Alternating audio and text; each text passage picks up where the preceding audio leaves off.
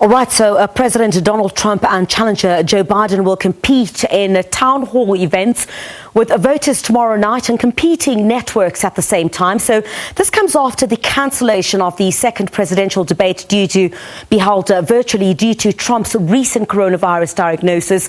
While the Biden campaign agreed with the virtual format, Trump refused, leading the Democratic nominee to agree to a separate town hall event on ABC News. So rival NBC News earlier today confirmed that President Trump will now appear on their network at the same time. For more on this and other election-related news, let's speak now to SABC News correspondent Sherwin Bryce-Pease in New York. Very good evening to you. Thanks indeed, Sherwin, for joining us once again. So if there was a metaphor for how divided the United States was politically, perhaps it's two town halls on two competing networks at the same time. I mean, it certainly tells you a story about where we find ourselves in the election narrative, the political narrative in this country. Of course, this is born out of the fact that the Commission on Presidential Debates decided last week that the second presidential debate due tomorrow would be in a virtual format. President Trump said he wasn't going to participate in a virtual format, even though he was the reason that decision was taken, given his recent coronavirus diagnosis and the lack of transparency as to when he was diagnosed, when was his last negative test, and whether he was actually given the all clear. There's just a lack of transparency and a lack of faith in what his medical team has been saying. So the Presidential Commission deciding that they wanted to go virtual. Of course, Trump said he wasn't going to do it. Biden said, okay, since we're not doing the virtual event, the presidential debate, I will do a town hall on ABC News tomorrow night. And so that was decided last week. We hear just this morning that President Trump now has confirmed to be on a rival network at the same time, 8 p.m. Eastern time. And so essentially we'll have two town halls at the same time on different channels. I'm not sure how I'm going to be able to split my time between both of them, Griselda. So sure, despite being on these different channels, speaking to different audiences, the conversations are expected to be similar. And one imagines, that the response to the coronavirus will be a front and center. Yeah, that is still the big electoral issue here, with 215,000 Americans that have perished from this virus, and estimations that a further 100,000 Americans plus could die before the end of the year. So we are hearing very divergent views from the two candidates. On the one hand, you have the president who is now telling his supporters that he is immune because he has now recovered from the coronavirus and probably has antibodies, so he's immune, which is not borne out in the science, and wants to get back to normal. We should reopen our economies. And then you have a challenger that disagrees with this notion that we are turning the corner, given the 50,000 plus infections we are experiencing in the United States daily. Let's give you a taste, Griselda, of what the two narratives are going to say. One will be on NBC and the other on ABC. Here's a taste. Think of it as we're rounding the turn, and we are. They go crazy when I say it. We're rounding the turn on the pandemic. We understand that, hey, I just had it. Here I am, it's me. It's actually me.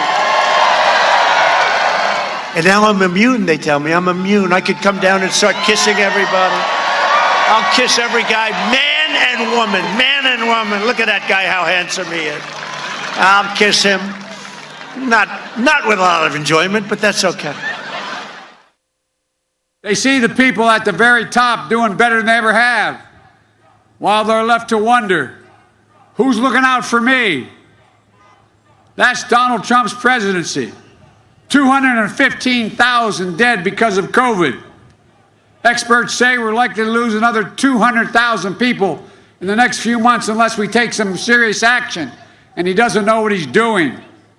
All because this president's only worried about one thing, the stock market. He refused to follow the science. It's estimated that if we just wore these masks nationally, we'd save over 100,000 lives between now and the end of the year. Trump panicked. His reckless personal conduct since his diagnosis has been unconscionable. The longer Donald Trump is president, the more reckless he seems to get. And so that really is essentially, Griselda, the two divergent views. We are also now seeing reports in the United States that the White House is quietly embracing this idea of herd immunity. Essentially, if enough people get infected with coronavirus and then recover from it, that in itself will be progress in terms of how they deal with this. And of course, the most prominent public health experts in the United States are very critical of this. Some are calling herd immunity akin to mass murder. Sherwin, the other big issue I'd like to talk about, likely to come up, is the process currently underway in the United States Senate to confirm Judge Amy Coney Barrett to the Supreme Court. Update us on how that process is unfolding, given the high stakes both parties attached to confirming justices to the country's highest court.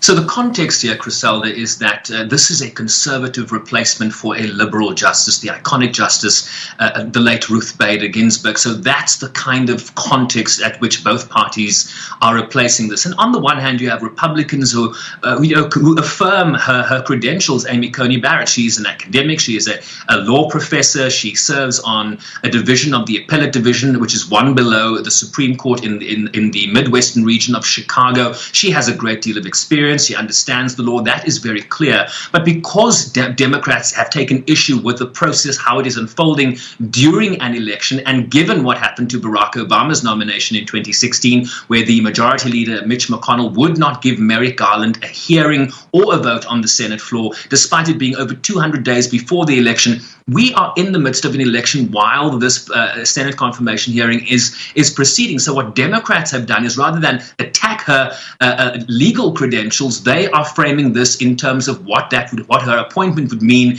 in terms of abortion legislation in the United States, in terms of a disputed election in the United States. And in terms of healthcare, remember, there is a big healthcare case that the Supreme Court is going to hear 7 days after the election on November 3rd. And and they're very concerned that the Supreme Court, given the conservative majority they now have, will strike down what is essentially the signature legislation passed under the Obama administration. Listen to Kamala Harris. Remember, she's also a senator on the Senate Judiciary Committee, but also, of course, the vice presidential nominee on the Democratic side. This was her questioning Amy Coney Barrett. The Supreme Court could be just one vote away from overturning the Affordable Care Act and all of its protections, including for everyone who has a pre-existing condition or may ever get a pre-existing condition. In other words, the Affordable Care Act and all its protections hinge on this seat and the outcome of this hearing. And I believe it's very important that the American people understand the issues at stake and what's at play. So Democrats, Griselda, deploying this method that if you want to have this confirmation in an election, despite the fact that you didn't want to do this 4 years ago, we are going to talk about what the stakes are in this election rather than going back and forth with questions with the nominee you've presented us with. So early voting, of course, in several states already seen more than 10 million votes cast in this election, far outpacing votes at the same point in the last presidential election. But this has not been without problems, is it?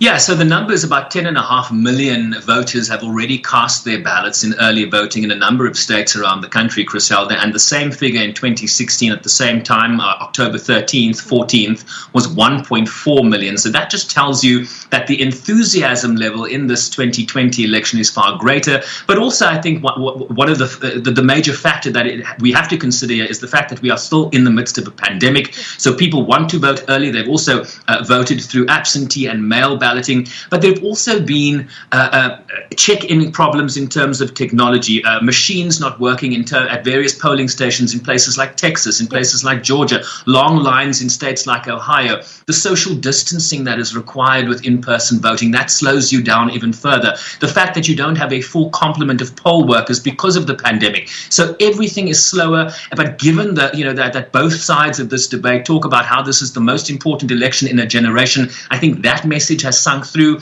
and the real big comparison will be at the end of this process. 138 million people voted in the 2016 election. It's going to be very interesting to see the surge that we're seeing so early on, whether that will eclipse the 2016 number of 138 million come the end of voting day, November 3rd, Griselda. That's right, Sherwin. Thank you very much indeed for joining us here on the programme, as usual, giving us an update from New York about, of course, the upcoming elections in that country. Certainly campaigning heating up. We're expecting, of course, those 2 town halls, as Sherwin said, to take place. Certainly going to be watched, I think, quite widely around the world. Thanks indeed, Sherwin.